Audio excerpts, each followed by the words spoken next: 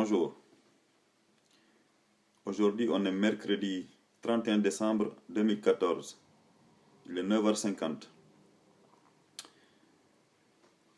Alors, je viens vous parler de plusieurs choses comme d'habitude. Ça va être peut-être dans le désordre, mais bon, ce n'est pas grave. Commencez à avoir l'habitude. Donc, en fait, ce dont je voulais parler aujourd'hui, c'est d'abord cette histoire que j'ai entendue dans une conférence que M. Alain Soral et M. Dieudonné Mbalambala seraient des juifs. Bon, j'ai entendu ça dans une conférence faite par un monsieur qui se dit d'origine catholique. Enfin bon, voilà.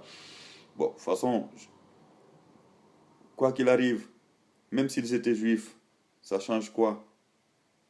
Même si Alain Soral et Dieudonné seraient juifs, ça ne change rien à leur combat. De toute façon, c'est pas l'origine des gens qui devrait nous intéresser, c'est surtout les actions qu'ils mènent.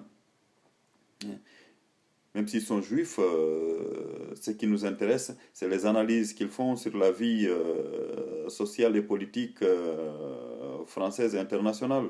Sinon, le reste n'a aucune importance. Donc, ça veut dire que, bon, s'ils sont juifs, c'est sous-entendu qu'ils ce sont des infiltrés, quoi. Donc, tout ce qu'ils disent, est faux et voilà, ne vaut pas grand-chose. Ouais, bah, moi, je raisonne pas comme ça. Moi, je pense que quelqu'un, même s'il est juif ou pas, s'il tient des raisonnements convenables qui conviennent à la société, il n'y a pas de raison de ne pas l'écouter. Parce qu'il faut savoir qu'il y a plein de juifs qui sont antisionistes, même des Israéliens qui sont antisionistes. Je prendrai l'exemple de Shlomo Chand qui est israélien, Gilad Dasmon qui est israélien, l'historien Ilan Pappé qui est israélien, et l'ancien joueur d'échecs Bobby Fischer qui était juif américain, Norman Finkelstein qui a écrit L'industrie de l'Holocauste, qui est juif américain, et Ronnie Brownman qui est français d'origine israélienne. Voilà, donc c'est des gens qui sont complètement contre le sionisme. Hein. Et c'est surtout contre le sionisme qu'il faut lutter, c'est pas contre les juifs. Tous les juifs ne sont pas sionistes. Hein. Donc voilà, c'est ça que je voulais d'abord vous dire. Ensuite, il y a la deuxième chose que j'ai entendue, c'est M. Hervé Ryssen, l'écrivain M. Hervé Ryssen, qui disait que dans le livre de Alexandre Solzhenitsyn, dans le livre d'Alexandre Solzhenitsyn qui s'intitule 200 ans ensemble, ce dernier signalait que durant la révolution de 1917, il y avait beaucoup de juifs qui étaient dans la révolution bolchevique. Hein. Donc, et qu'ils ont commis beaucoup de crimes. D'ailleurs, il faut se rappeler que Trotsky était lui-même juif. Hein. Donc, Léon Trotsky était juif. Et donc, mais par contre, effectivement, tout ça nous a été caché. Et comme j'avais rappelé une fois que, d'ailleurs, lors de l'arrivée d'Hitler au pouvoir en 1933, il y avait des juifs allemands qui avaient envoyé une lettre de soutien à Hitler contre Staline. Hein. Et ensuite, donc, dans l'armée allemande qui a envahi la Pologne en 1939, il y avait des officiers allemands d'origine juive. Donc, il devait y avoir 77 officiers allemands dans la Waffen-SS. Voilà. Donc, ça, c'est des choses à rappeler. Donc, mais bon, évidemment, ça, on nous en parle dans aucun livre parce que les sionistes essaient de tout faire pour nous cacher ça. Hein. Donc, voilà. Moi, je dis quand même qu'il faut que les gens sachent la vérité. Ok, qu'on dise que des juifs ont été massacrés durant la Deuxième Guerre mondiale, ça ne me pose aucun problème. Mais par contre, s'ils ont commis des crimes, ben, il faut le dire aussi. Hein. C'est comme l'histoire de l'esclavage. et de la colonisation. Il faut dire que des Juifs ont participé à ça, des Juifs ont participé à l'esclavage. Il y a des livres qui ont été écrits dessus, notamment aux États-Unis. Et il y a un Israélien qui en avait parlé, c'est Israël Shak, hein, l'ancien président de la Ligue israélienne des droits de l'homme, qui est mort il y a quelques années de ça là. Donc ça, je l'ai déjà signalé dans une de mes vidéos. Et bon, effectivement, c'est que le problème, c'est que les sionistes pleurnichent tout le temps, tout le temps, tout le temps, et en disant, en parlant d'antisémitisme en permanence. Ben, de toute façon, il faut dénoncer. Si les Africains ont participé à l'esclavage, il faut le dire. Si les Européens ont participé à l'esclavage, il faut le dire. Si les Arabes ont participé à l'esclavage, il faut le dire. Voilà. Parce que ces Juifs-là, je ne dis pas tous les Juifs, mais ces Juifs qui se plaignent que les Juifs n'ont jamais rien fait, ils ont toujours subi du mal, c'est complètement faux. Parce qu'on ne peut pas être victime de tous tout le temps et innocent de tout le temps. Ce n'est pas possible. Donc voilà. C'est comme d'ailleurs la Ligue, la LICRA, qu'on appelle la Ligue internationale contre le racisme et l'antisémitisme. Il faut savoir que la LICRA, à l'époque, s'appelait la LICA. C'était la Ligue internationale de lutte contre l'antisémitisme. Ce n'est qu'en 1970, dans les années 70, qu'ils ont ajouté le R pour faire croire aux gens qu'ils luttent contre le racisme. Mais en fait, ils luttent surtout contre ce qu'ils appellent l'antisémitisme, ce qu'on ne comprend même plus ce que ça veut dire en fait actuellement, parce que l'antisémitisme, ça veut rien dire. Et d'ailleurs, je demande de regarder l'organisation de la structure de la LICRA, combien il y a de Noirs dedans et combien il y a d'Arabes dedans. Il n'y en a pas. Je ne pense pas qu'il y en ait. Hein. Donc, c'est surtout des sionistes qui sont infiltrés dans cette organisation. D'ailleurs, c'est comme SOS Racisme. Hein. Donc, de toute façon, moi, je suis pour la dissolution de toutes ces associations antiracistes. Que ce soit la LICRA, SOS Racisme, le MRAP, la Ligue des droits de l'homme. Parce que c'est des gens qui vous disent qu'ils luttent contre le racisme et l'antisémitisme. Et je vous refais remarquer une chose quand même, que c'est depuis que ces gens-là luttent contre le racisme et l'antisémitisme qu'on nous parle de racisme et d'antisémitisme de plus en plus. Depuis la loi Pleven, la loi Guesso, et est-ce qu'on nous parle de plus en plus du racisme et de l'antisémitisme en France? Donc il y a quand même quelque chose qui est louche. Pourquoi est-ce que, en créant des lois antiracistes ou contre l'antisémitisme, on nous dit qu'il y a de plus en plus de racisme et d'antisémitisme en France? Hein? J'ai l'impression que c'est des associations qui essaient d'attiser la haine dans la République française pour bénéficier des subventions de l'État. Hein? Là, il faut savoir qu'une chose aussi, c'est que les sionistes, eux, ils s'en fichent de toute façon de lutter contre le racisme et l'antisémitisme. Ce qui les intéresse, c'est de lutter pour Israël. Parce que dès que vous touchez à Israël, vous êtes considéré comme antisémite. Hein. Même les juifs qui ont critiqué Israël, il n'y a qu'à voir l'exemple de Hervé Morin ou de Stéphane Hessel, hein, qui ont été traités d'antisémites parce qu'ils ont critiqué Israël. D'ailleurs, si vous regardez même en France, par exemple, dans tous les partis politiques, il y a des sionistes. Regardez Meir Habib, M. Meir Habib, qui est à la fois conseiller de Benjamin Netanyahu, le premier ministre israélien, il est dans un parti politique français. Je pense qu'il est à l'UDI. Hein. Et à droite, il y a des sionistes. Au PS, n'en parlons pas. Donc ces gens-là, ils s'en fichent de toute façon de parti. Ce qui les intéresse, c'est de lutter pour Israël. C'est ce que Jacob Cohen appelle des Sayanim. En fait, c'est des gens qui noyautent la République française, en fait, on va dire tous les pays dans lesquels ils sont, pour permettre à Israël de faire ce qu'il veut. C'est que ça leur but. Hein. D'ailleurs, même nos tribunaux sont infiltrés par des sionistes. Hein. Donc, il faut savoir que si un sioniste, un juif sioniste, porte plainte contre n'importe quel citoyen français, sa plainte est immédiatement acceptée. Alors que si c'est un autre citoyen français qui n'est pas juif porte plainte contre un juif sioniste, ou un juif, n'importe lequel d'ailleurs, en général, la plainte sont rarement acceptées. Hein? Donc c'est ce qu'on appelle deux poids, deux mesures. Donc si un sioniste, un juif sioniste porte plainte, sa plainte est acceptée. Par contre, si un autre citoyen français, qu'il soit noir ou blanc ou arabe, porte plainte contre un juif sioniste, ben, la plainte est rarement acceptée, hein. Ça, il faut le savoir. Ce qui fait que les statistiques sont faussées dans ce sens-là.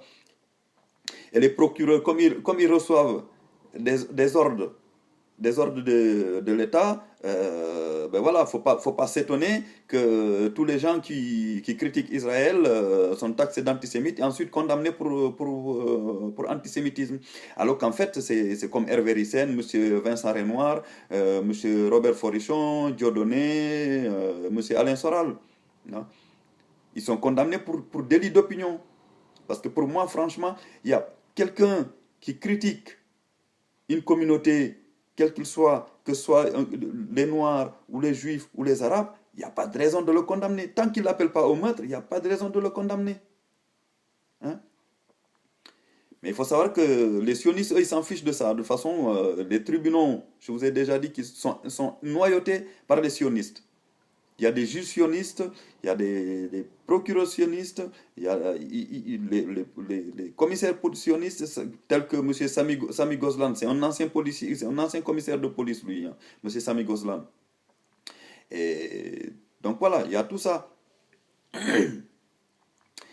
Et donc, il ne faut pas non plus s'étonner qu'actuellement, il y a un emballement médiatique qui est entraîné par des gens comme M. Valls, qui disent lutter contre l'antisémitisme. Non, ils se fichent de nous. Parce que je rappelle que M. Valls a déclaré qu'il est éternellement attaché à la communauté juive et à Israël par sa femme. Hein? Et donc lui, il est d'origine catalane. Hein? Donc, si vous lisez le livre de M. Emmanuel Ratier, le vrai visage de Manuel Valls, vous découvrirez que la famille de Manuel Valls était très proche du dictateur espagnol Franco. Hein. Donc voilà, ils étaient très proches de Franco. Voilà, je dis pas qu'ils étaient franquistes, mais en fait, ils n'ont pas été chassés par Franco, par Franco, comme le déclare Manuel Valls. Hein. Donc voilà.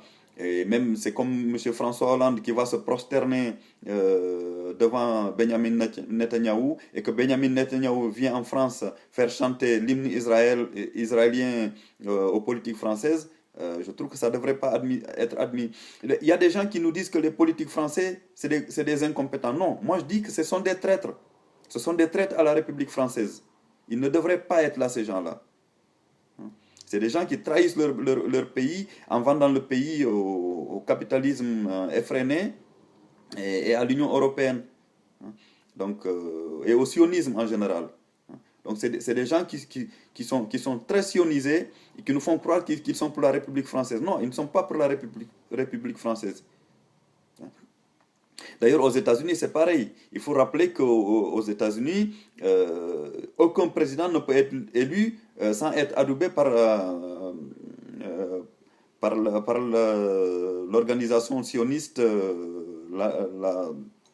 l'Anti-Diffamation League et l'AIPAC. Hein. C'est les deux plus grosses organisations sionistes aux États-Unis, c'est l'AIPAC et l'Anti-Diffamation League. Et il faut rappeler aussi que d'ailleurs, ce qui est bizarre, c'est que l'Anti-Diffamation League, la Fed, la Banque centrale américaine, le FBI et l'impôt sur le revenu ont été créés en même temps, donc en 1913, hein, dans les années 1913.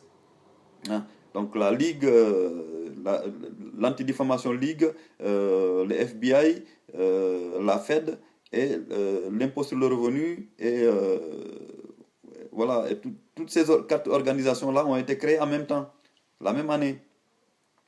Et là-bas aux États-Unis, c'est pareil. Donc, bon, les politiques ne peuvent rien faire sans l'aval des sionistes. Hein. Et d'ailleurs, il y en a qui disent que ouais, il faut que les États-Unis lâchent Israël. Non, non, non, il faut pas se tromper de combat. En fait, c'est les Israéliens qui tiennent les États-Unis. C'est les Israéliens, c'est Israël qui commande les États-Unis. Hein. Faut pas faire croire aux gens que c'est les États-Unis qui commandent. Non, c'est Israël, grâce aux Sayanim, donc aux sionistes américains, qui tient les États-Unis. Hein, par la bourse de Wall Street d'ailleurs. Hein. Donc, et aux États-Unis, contrairement à la France, il n'y a pas de délit d'opinion. Là-bas, vous pouvez critiquer les Juifs, critiquer les Noirs et critiquer qui que vous voulez. Mais vous ne serez pas condamné pour autant. Alors qu'en France, dès que vous critiquez la communauté juive ou les Noirs, vous êtes condamné pour racisme ou antisémitisme. Alors que ça n'a rien à voir. Vous n'avez pas. Aux États-Unis, vous n'êtes condamné que si vous faites un appel au meurtre. Hein.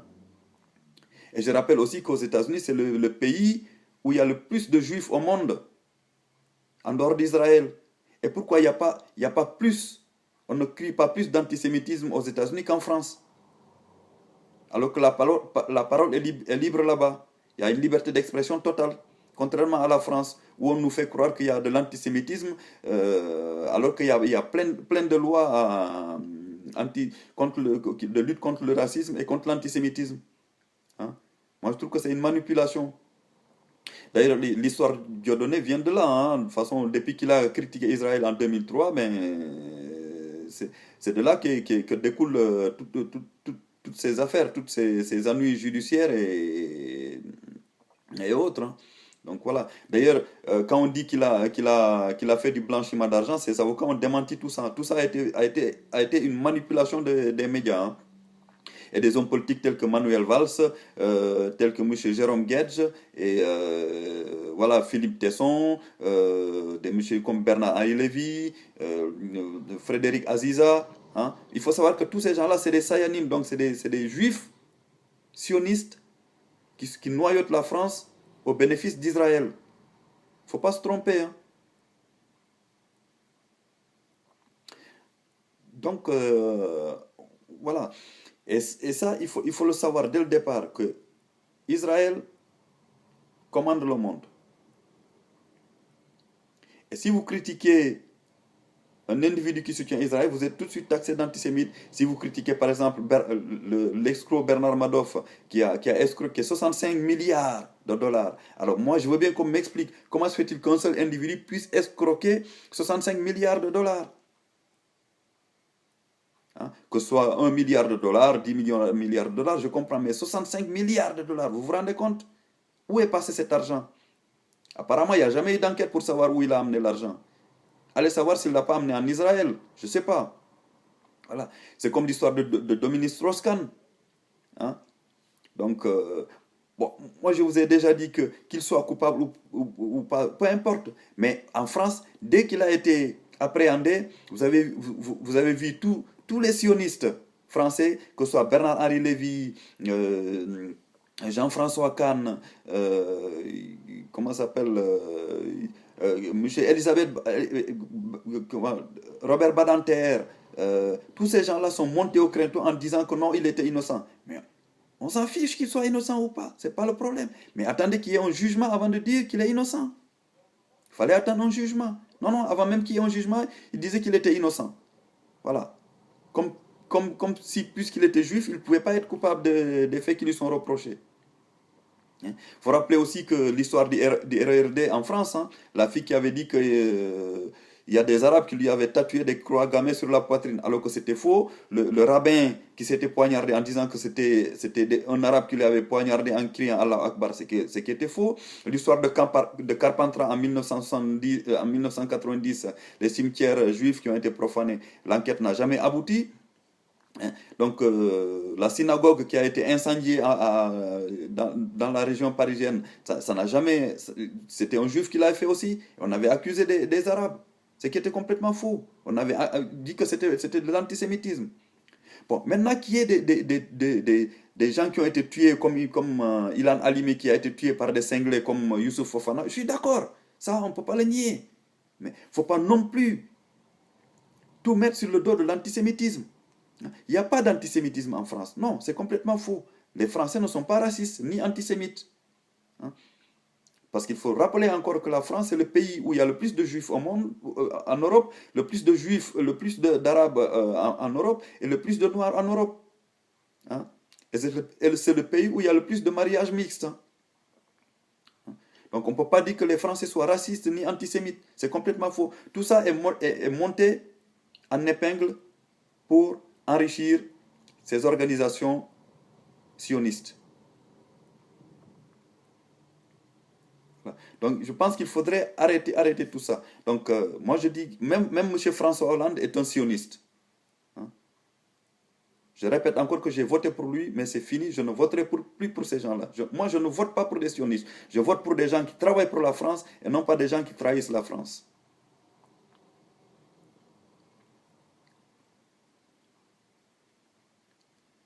Voilà, je reviendrai aussi sur l'histoire du pardon. Donc la dernière fois, j'avais dit que j'entendais souvent des gens d'une victime, les familles d'une victime d'un accident dire que voilà, tant que le responsable de l'accident, de la mort du membre de cette famille n'est pas condamné, la famille ne fait pas son deuil. Hein. Si par exemple quelqu'un renverse un individu ou tue un individu par accident sur la route ou je sais pas moi, par n'importe quel moyen, les gens disent toujours que voilà, tant que l'individu qui a commis le meurtre, même si le meurtre a été accidentel, voilà, tant qu'il n'est pas condamné, ils ne font pas leur deuil. Je trouve que c'est une aberration. Je prends l'exemple de la nature. Si par exemple la personne qui a été tuée par un conducteur ou par quelqu'un, par n'importe quel moyen, je ne dis pas qu'il le fasse exprès, hein, voilà. Donc si quelqu'un tue quelqu'un d'autre par accident, voilà, la famille dit qu'il ne fait pas son deuil tant que le gars qui a commis le crime n'est pas condamné. Bon, si on prend l'exemple de la foudre, et si la personne qui a été tuée a été foudroyée sur la route en conduisant, où il s'était fracassé contre un arbre, où il était tombé dans une rivière, où il y a eu un tremblement de terre qui a fait qu'il est mort. Est-ce que la famille dirait que tant qu'on n'arrête pas la foudre, ou tant qu'on ne supprime pas les rivières, ou tant qu'on ne coupe pas tous les arbres qui sont sur la route, ou tant qu'on ne supprime pas le tremblement de terre, ils ne feront pas leur deuil? Et c'est n'importe quoi. C'est pour ça qu'il faudrait pardonner. Pardonner, donc, c'est ne pas faire la même violence que quelqu'un d'autre vous a fait, indirectement ou directement.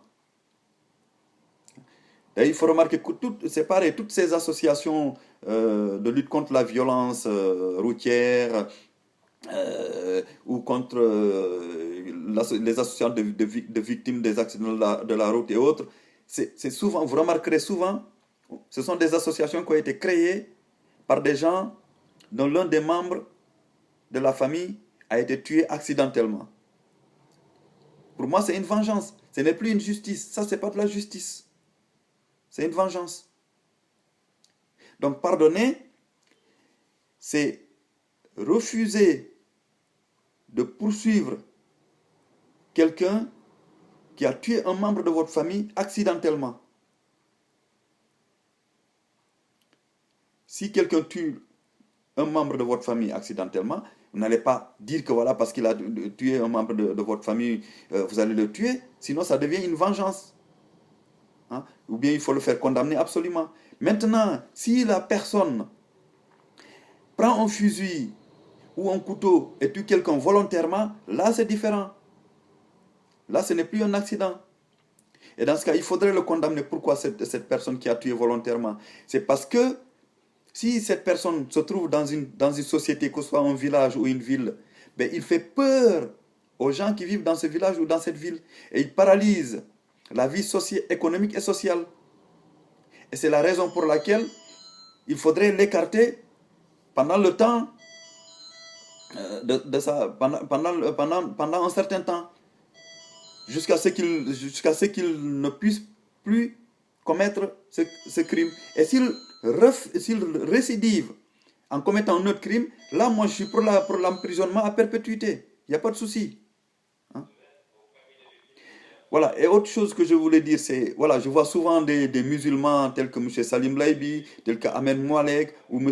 Omar Djelil qui se critiquent sur Internet en se disant que, voilà, moi je suis musulman, celui-là est ceci. Mais je dis, arrêtez, le Coran n'a jamais dit que les musulmans se mettent à se critiquer les uns les autres. C'est interdit par le Coran. D'ailleurs, c'est pas parce qu'ils sont musulmans ou pas. Le Coran interdit de critiquer quelqu'un par plaisir. D'ailleurs, même tuer des gens est interdit dans le Coran. C'est parce que ce qui se passe, par exemple, en Irak, là, des gens qui ont pris le pouvoir en Irak actuellement, ce n'est absolument pas normal. Le Coran n'a jamais dit ça. Effectivement, dans le Coran, il y a des versets qui parlent de violence, mais attention, il faut contextualiser les choses. C'est parce qu'il faut savoir que lorsque le prophète était à Médine ou à la Mecque, il y a des gens qui les poursuivaient. Et ils devaient se défendre contre ces gens-là. Parce que les gens qui n'étaient pas musulmans voulaient les tuer. Parce que l'islam était considéré comme une secte. Et en ce moment-là, tous les gens, même les membres de la famille du prophète, voulaient le tuer. Et à ce moment-là que le Coran a dit qu'il fallait qu'ils se défendent. Pas plus, pas moins. Il ne s'agit pas d'aller tuer des gens parce qu'ils sont chrétiens. Hein. D'ailleurs, les chrétiens et les juifs sont appelés dans le Coran les gens du livre. Et les gens du livre sont sacrés. Et d'ailleurs, même parmi les gens qui ont aidé à la diffusion du Coran, il y a des juifs. Hein. Il y a des juifs parmi eux. Donc il faudrait arrêter de se critiquer comme ça et de dire que voilà, celui-ci est musulman, celui-ci n'est pas musulman. De toute façon, personne ne peut dire que quiconque est musulman. Du moment que vous êtes converti ou vous êtes né dans une famille musulmane, vous êtes musulman. Après, on peut dire qu'on n'est pas d'accord avec la façon dont un musulman, interprète le Coran. On est d'accord. Et d'ailleurs, il faut savoir une chose aussi, c'est que tous les musulmans ne sont pas arabes. Les seuls arabes dans le monde se situent dans la péninsule arabique. C'est-à-dire que c'est l'Arabie Saoudite, je pense que c'est le Koweït, le Qatar, Bahreïn, Oman et le Yémen et les Émirats arabes unis. Sinon, les Syriens, c'est des Assyriens. Les Libanais, c'est des Byzantins, si je ne me trompe pas. Les Irakiens, c'est des Mésopotamiens. Les Iraniens, c'est des Perses. Les Turcs sont d'origine d'Asie centrale. Hein. Donc, voilà. Ce ne sont pas des Arabes, tous ces gens-là. Et pourtant, c'est des musulmans. Les Indonésiens sont musulmans, mais ne sont pas des Arabes. Les Pakistanais sont des musulmans, ne sont pas des Arabes. Les Afghans sont des musulmans, mais ne sont pas des Arabes. Hein. Donc voilà. Même les Maghrébins, ce sont des Berbères, ce ne sont pas des Arabes. Voilà. Donc il ne faut pas confondre musulmans et arabes. Et il ne faut pas confondre non plus la tradition arabe et musulman. Parce qu'il et musulman, parce qu'il y a un mélange entre les deux. Il y a des gens qui font croire que les traditions arabes sont issues du Coran. C'est complètement faux. Il ne faut pas confondre les choses. Voilà, c'est tout ce que je vous ai à dire aujourd'hui. Merci et à la prochaine fois. D'avance.